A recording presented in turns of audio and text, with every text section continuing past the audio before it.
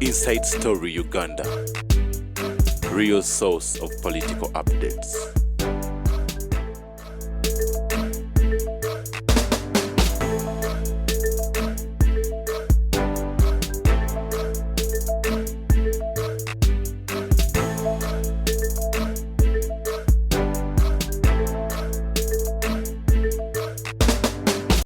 Asimbeko kakati mbagamba why mafia protested against Nantaba lwaki ba mafia be nabanyigira okugamba mama wange bali bamwocha era nzisikiza mu tribalism lwaki bali bamwocha ne bankubira esimu nti mama bamugalidde mu nyumba bamwocha nengenda okulaba president yali mu serious meeting ya security kuma yali serious ne kigongo namusanga waawo nentuula kigongo nemujirako nanga tojjako simu uli ekigambo mama okyasembayo okugamba nengende wa Kankunda Kankunda yali anyigidde. There was a problem in the State House.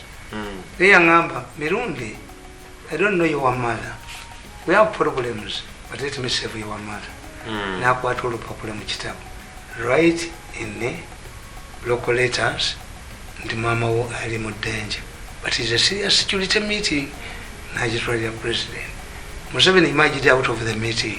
Sure. Your mother is being reached. Yes, sit there and start ministry. We're going to talk to your mother. Directed Kayigula. Kayigula namugandi ngudo zonna ziri impassable. Commandos landed in my village to rescue my mother. Nagamba yamwereza ne sente nagandi mukadde munange oyo abagabadde bagala omutta bw'aba tabasonyesa ejja basonyo. Omusajja yali alidinga Mayiga yayogeranga programu nti batutte abatagala federo yali wakukyala ewaffe ayina ebifiiri bwe biti yali ayina gye yekwesinga alaga Rwanda naye njogera ne mbagamba nti ambuulira omusajja oyo waali muwaaka kadde kamu nali kusita omusajja nankubira esimu nti ali wange akeera ku makya nayota omusana naye they are mobilizing money from Mengo bamuwe sente adduke. The man is still at home. Ewaffe gyali ekaliisira nenjogera nega nti gwe gundi vewagundi gye weekwesa erunyinya abadde akubuziza yagamba mukuleetere ekiro mukuleetere the man imagine nemugamba kusonyiwa namusonyiwa naye president bwe yagamba timuleete nyina wa mirundi mulabeko nakalema nenalweso gange up against me ti if Museveni sees my mother yeta mulabangako is going to die nga tamulabyeko. Balowooza tingenda kufuuka wa kitalo nnyo naye nkabateera amamwa nkabateera amanyindo nkabateera amatwe nkabateera amatansi nkabateera amayiso nkababinga mubye nanyiruuziza mubye nadduka aliwe yeebasa mubyuma wano mulaba akyali ewaka yeebasa yeebase ekyokola namubye nendimufuumulamu kati nkugamba why mafias plotted. Why the mafia plot against Nantaba failed? All of the newspapers, including the mafia-controlled media houses, like a New Vision, Bucket and Red Paper, reported how Minister Nantaba had survived an assassination attempt. Bucket went further and detailed the alleged assassinee, who had a gun, military gloves, and that his co-assailant escaped with a gun. Bucket reported that security organs mounted a search in the forest but failed to trace the gunman. When Minister Nantaba saw the alleged suspect riding and trailing her vehicle, she ordered her security guard to fire in the air, but the experienced guard refused. Nantaba reported the matter to police, who deployed officers to search for the alleged assassin. However, the police did not go with those who could recognize the alleged assassin. The question is, who would have identified the suspect? The police arrested the Sebulime, handcuffed him, and threw him on a police patrol pickup. Kakati what is interesting mweche mutamanyi nze yakubira Sebulime simu yakubira oyo salye simu mumanyi. After you see they did like this, I told you that there was no way if this man, Sebulime, had slept in Wakiso as alleged. Nantaba was heading to Kampala. Sebulime would have, there was no way that both of them would be facing the same direction at Sezibwa. It means Sebulime stayed in Jinja to be behind. Not in Wakiso. They would have met head on if this man slept in Wakiso. 2. When Nantaba identified the man, kubate kwali kumurundi kusosa pichipichi zali zimugoba. Yagamba bodyguard identify the experienced man said no. I cannot fire. Simanyi manyi ke bayina. Let us drive very fast to get them trading center. Wow. Era bwolabanga abantu abali suspicious, drive to the police, drive to the petrol station. They usually guards. Nabagamba ono munnamawulire wammwe owawuja yali tasobola kuva mityana nga bamugoba waliwo road blocks Kagolo era nembagamba emotoka ya Kagolo eriwa bukedde ng'alimba. Later it was found out nti local defense bayingira mu nyumba. His intention was to kill Kagolo. By identifying themselves. Emotoka bwebekugoba, what do you do? Bukedde alimba ne kali wabala mukeko kumi Sebowa ye ani yakukumi wabala Sebowa ebyo byonna bimusoma mu bukedde Sebowa ali minziro ne mukazi we yagula eryate ebwende nadduka eryayinge baba noonya kukaka ebyakaka biranze kasajja gwekumi biranze mu mpale yo kaka yababa akaswanyu n'abamalawo kale nkugamba Nantaba reported the matter to the police.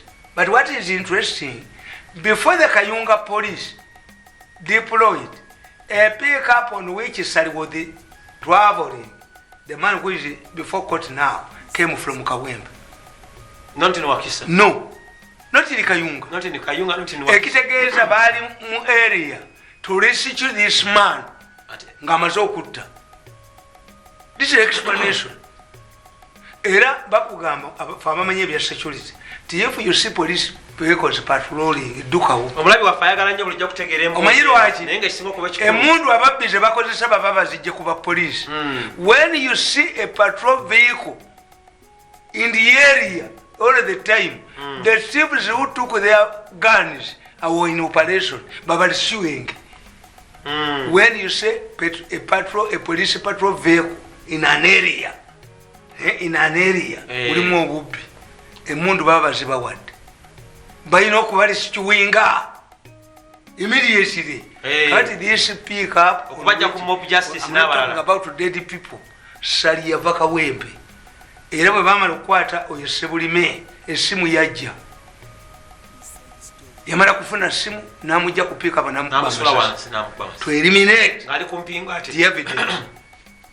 Why do you kill a person? Atenze nkugambye nkulaga essimu ya gundi oyo wa local defense siwe wano gendi Kasule nkulaga essimu ye details ne yamukubira essimu bajja bimbuuza ate miso gyeregamu bayinza bimbuuza lwakulaba tabaina byakuwaawo bakubira omwana wange kamera zaali tezikola nze mbirina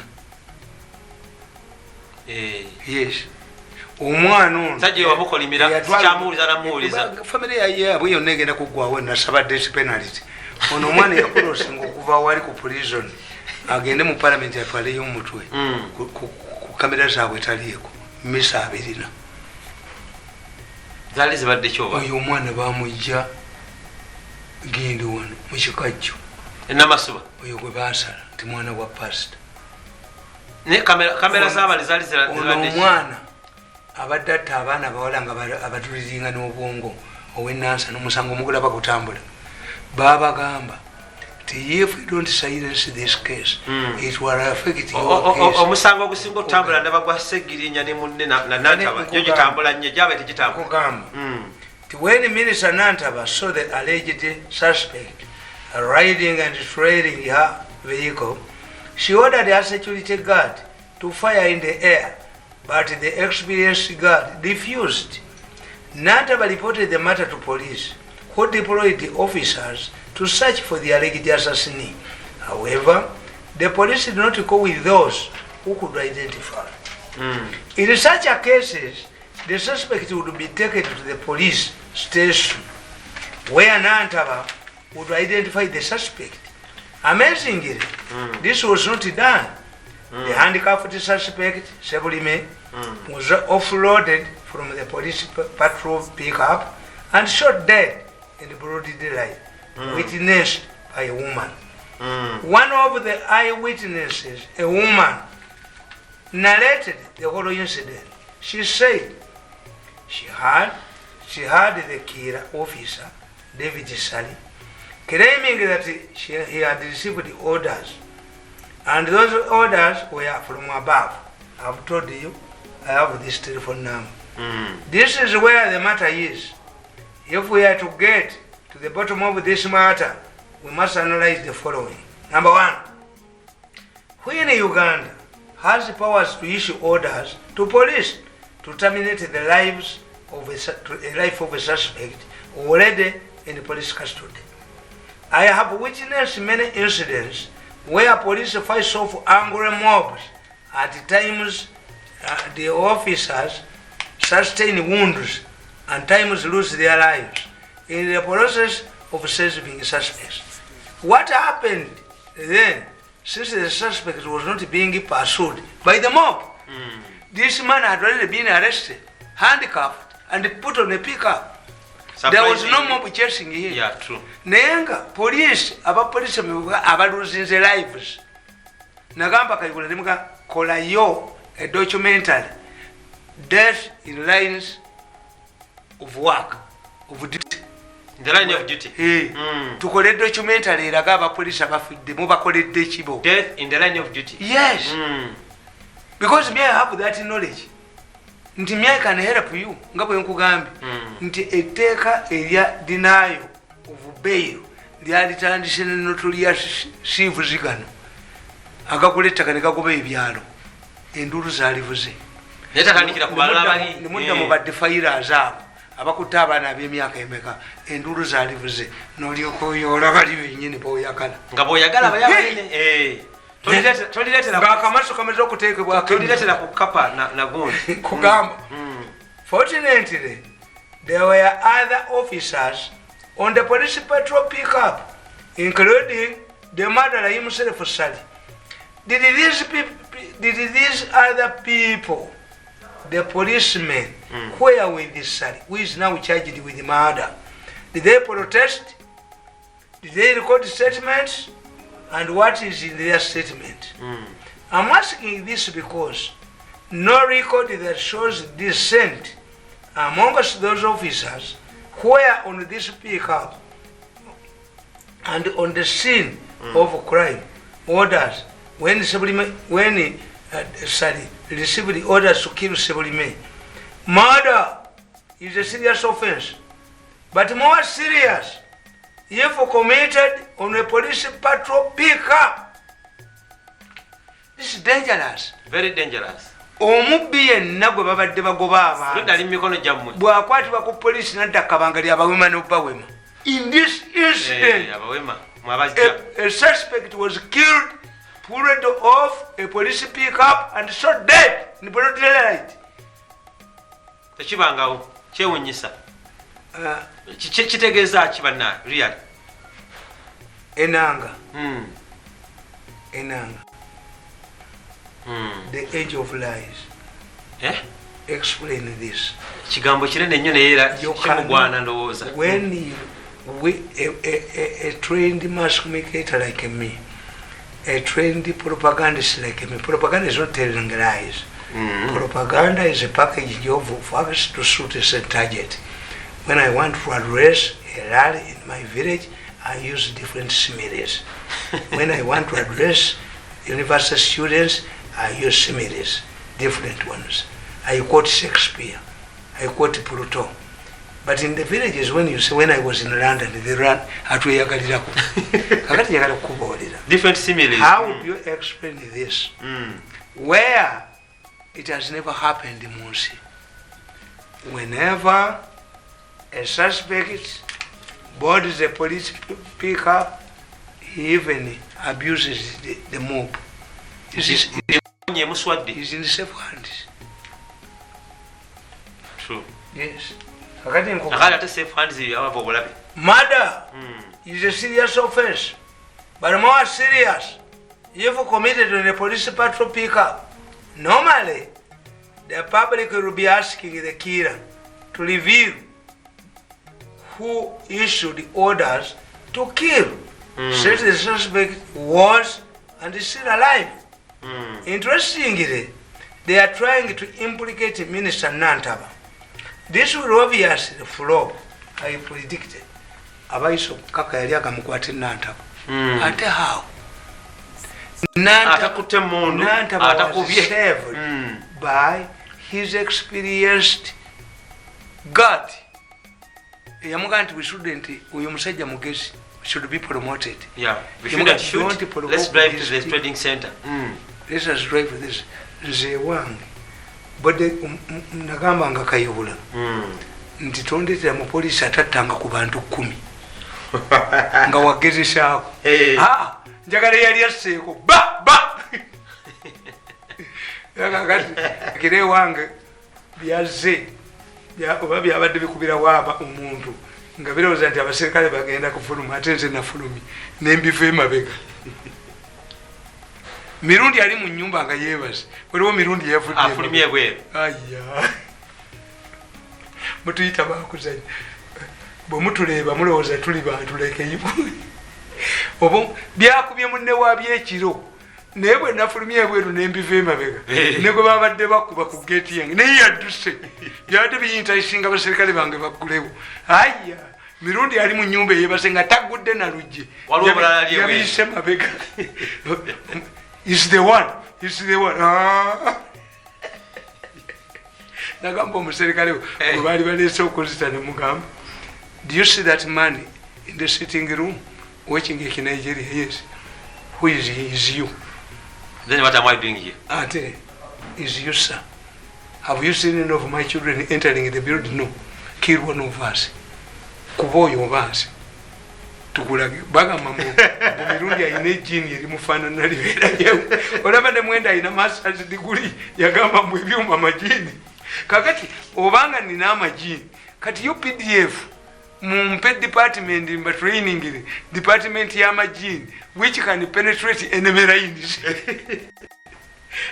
Ngugamba sibala kwena abantu kwesiga tosi. This will obviously amasasi tegajja bayitamu. Why Nantaba did not accompany the team of officers that were deployed to hunt for the suspect?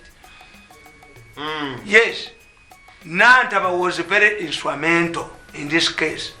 You report to the police, you are not an ordinary drunkard? No. The police would have told Nantaba, accompany us. Mami tamulenga tumaliriza ekitegeeza Nantaba amuluma nsonga ya ttaka kusingira ddala tewaliwo nsonga ndala yonna.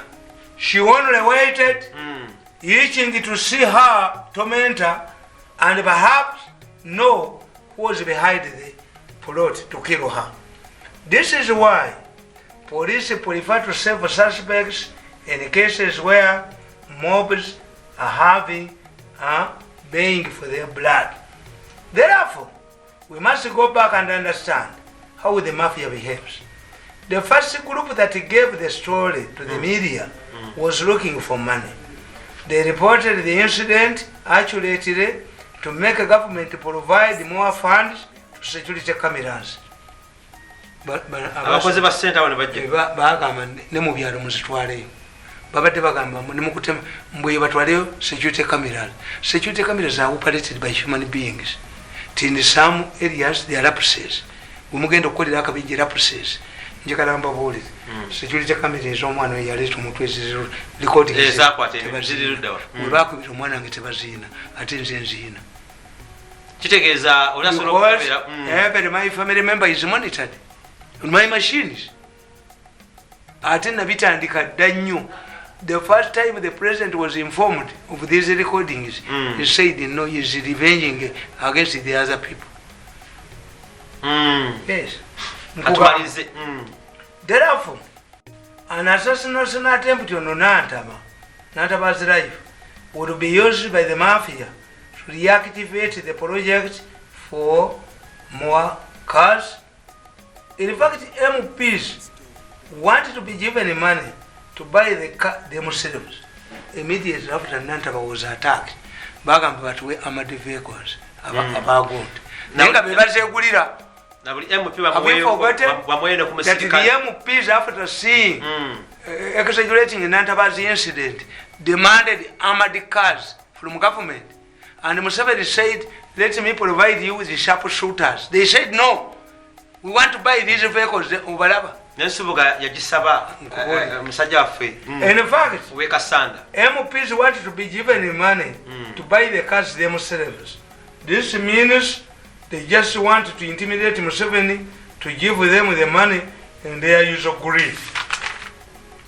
The second mafia group that wants to do so in Nantaba is the Kayunga local mafia, who are worried about the next election that threatens to expose them the way she did in 2016.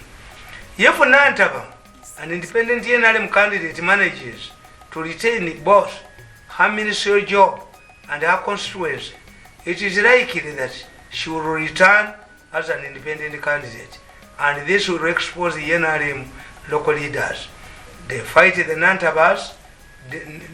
Olaba nakiwandiika Nantaba yaddayo ku independent n'abakuba tozanyizanga mutwe guno yabawangula yabakuba NRM nefiira seloti gambye kyenawandiika yabakuba tozanyisanga mutwe guno yabazeemu n'ogwekubi yalaba tebadda kyeke n'atumayo Yosefu sekalotera uyo leero tunamutta kyekya netuma Yosefu.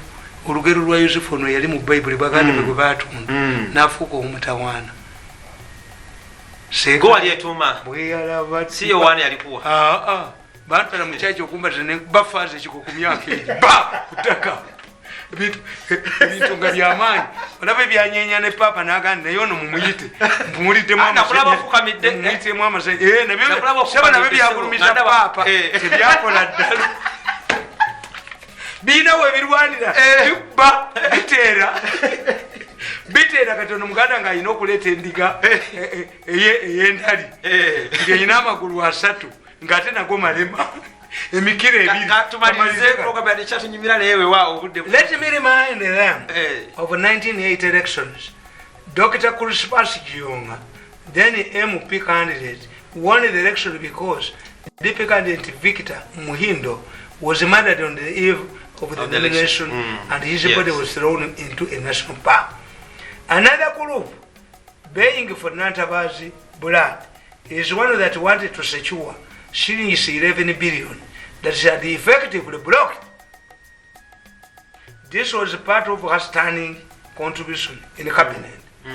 The third group that is fighting Nantaba innocent billion 11 yaziremesa ngali mu cabinet naye bazitwala bazibba naye bali mu kooti kati. The third group is a mafia group that wants to block their political rivals in 2020 elections for parliament.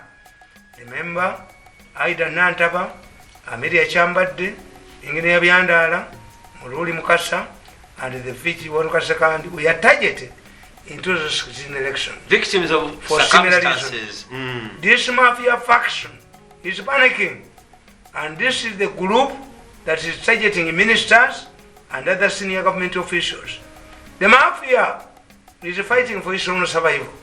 They fear that this could be Museveni's last term, and therefore all the sectors of the state, they must control all the state. Given her credentials and her position as an independent politician, she is a legitimate target for the mafia. Therefore, trying to turn the fire against Nantaba will fail. Nantaba limukomera. And it helps the public to identify the mafia's ugly heads. One may ask, is it turning into a sin for one to report to police in case one feels that his or her life is in danger? Are they saying Nantaba had no right to report after realizing that her life was in danger? then why are they suddenly turning against her? By the way, if you report a case and the suspect dies in police custody, are you responsible for his murder? Do they charge you with murder? Were you in the police cell where this person died? Why can't we charge the police officers with concealing evidence or being accomplices in the attempted assassination of Minister Nantaba? For those who are threatening to take Nantaba to court, my personal considered view is that they are land friends as well as land followers in the judicial. Authored on the 1st June 2019, ED Day, completed at 9:30 a.m. at my residence at Zanu. ED Day, ngamia betalina kwetalira 19. Na waise miaka meka umusangu wa Nantaba teguli mu court. Ikikwa wanafikiri hiki ya mlevi. Obadde bulayi bulungi nnyo mbeere fanako bwekyo mwami Tamale kichwa ya mpumbavu lakini hii kichwa chicha akili sana kona fikiri kichwa ya mlevi kichwa ya mjinga kichwa ya mpumbavu kichwa ya mlevi Nantaba Nantaba mwami Tamale birungi akwongeddeko yagikwongerako 2019 the Iron Lady twatumanyi Iron Lady Cecilia Ogwal naye kati nolo mwami Tamale mundi yakwongerako simanyi ngeri ki mwami Tamale bwekyogero kyebakunaza kyali kitya kubanga sikulyangako private issues tagalako nabagambe ebintu bibiri nti abaganda balina kye bayita olumanyo a person who knows the future tukuyita lumanyo oyinza okuba nenakyo lumanyo kati nganze naye abaganda bedde bwe bayagala ng'omwana abeere n'olumanyo baddiranga obwongo bw'embwa ne bamuteera mu kyogero mu buno obusoggo an artificial lumanyo. 2 I did political science. Political science is a science. I can predict it. Nti whoever art and science Museveni is in a very strong position, has reformed the parliament, has reformed the army. The only problem is the police. Umusajja who has tied the lion alone, a dog cannot feed him. Police ajja kubakwata kubba sente z'abaki saako kakati I can predict it. Ti Museveni bw'omwepankirako olwaleero ng'ayina emyaka gy'emeka is inciting you into battle. Ne bw'obeera musajja mwenzi tosobola kukwana mugole ali ku honeymoon.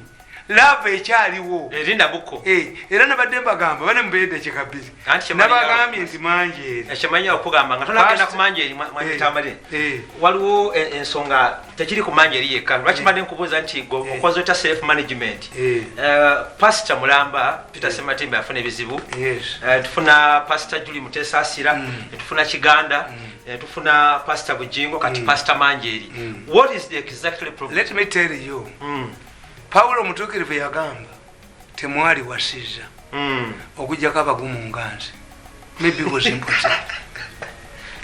important. Bapapa bawasanga naye ekereziya yajjawo okuwasa lwaki 1 abasosodoti 6 babeera mu kigo kimu bateekemu omukazi olabe abasosodoti abaawule babeerawo omwawule n'omubuulizi bangi nnyo.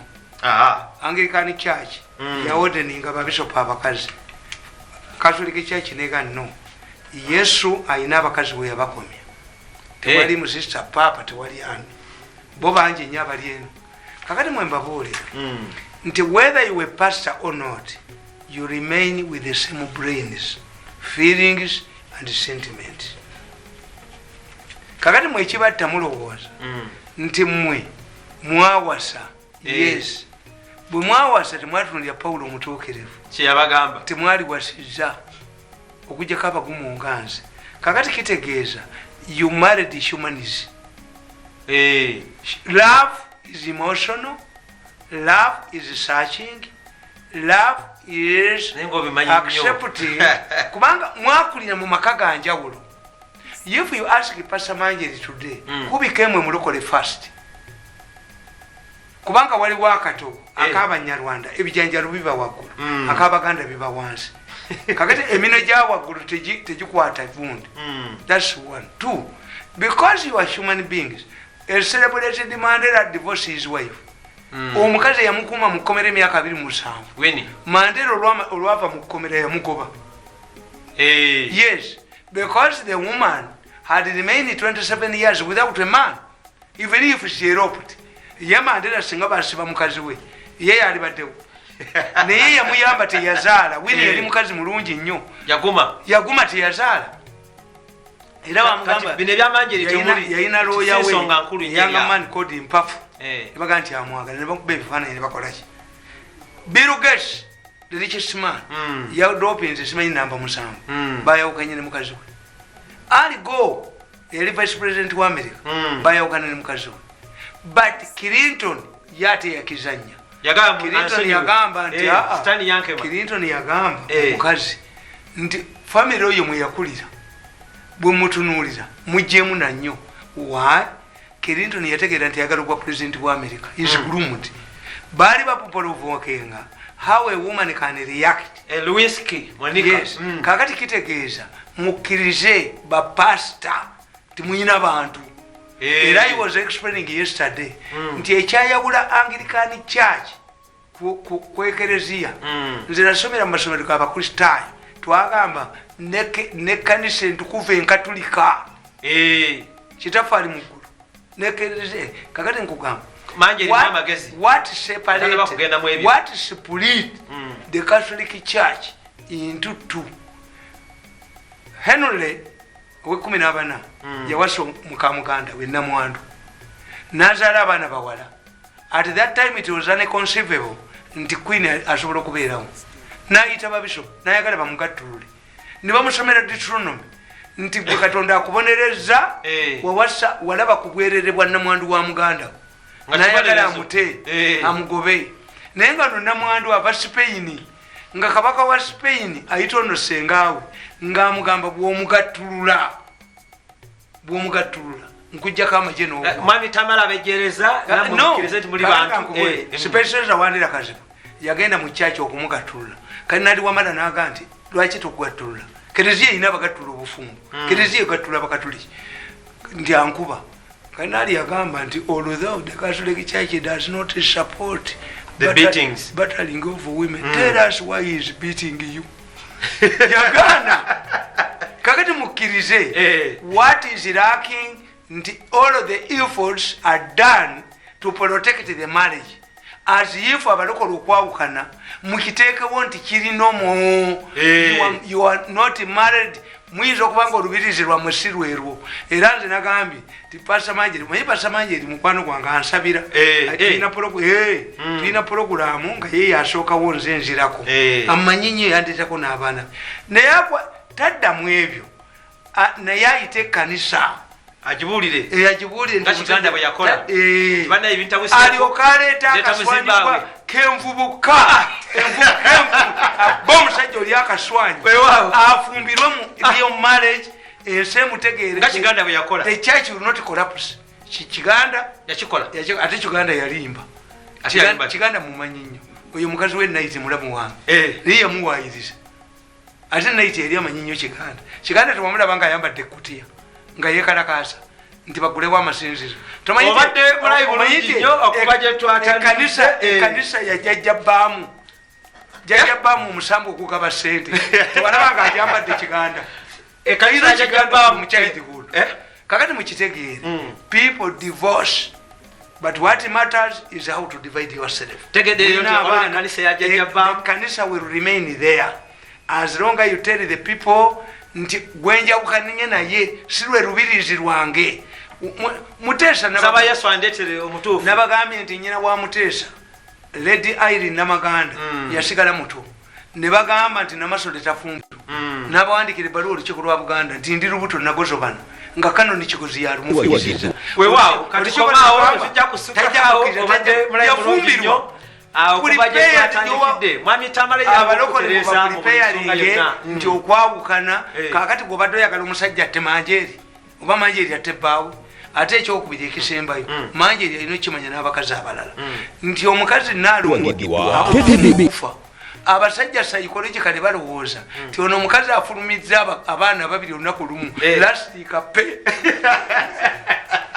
obadde bulayi bulungi nnyo okuva gye twatandika